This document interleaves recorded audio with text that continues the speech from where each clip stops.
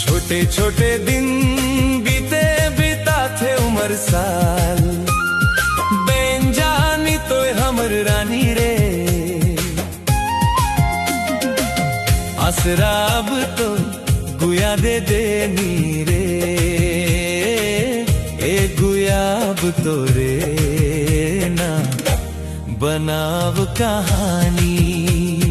धीरे धीरे ढला थे जवानी, धीरे धीरे ढला थे जवानी।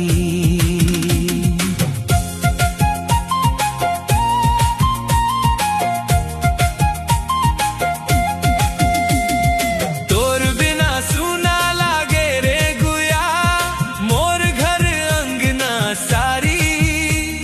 सपना में तो के देख देख के कट थे मोर राती भारी।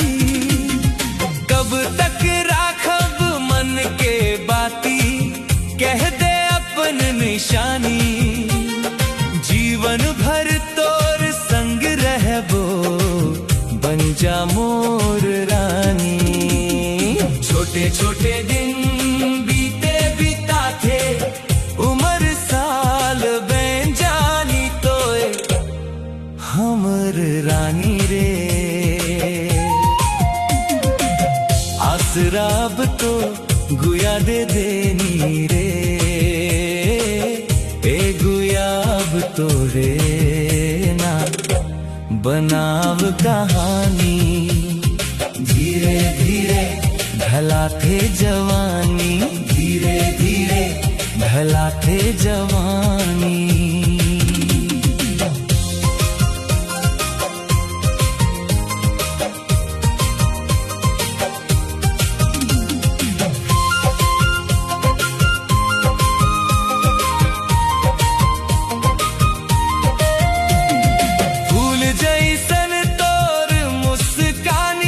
मन के भीतर समा थे, तोर नाम लेते ही गुया मोर दिल खुशी से भर जाते।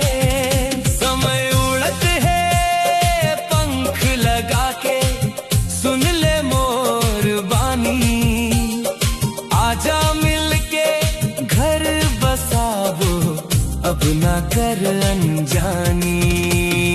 छोटे छोटे दिन बीते बिता थे उमर साल, बेन जानी तोए हमर रानी रे।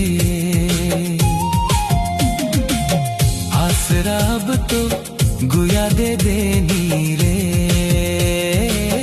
ए गुया अब तो रे ना बनाव कहानी। धीरे धीरे ढला थे जवानी।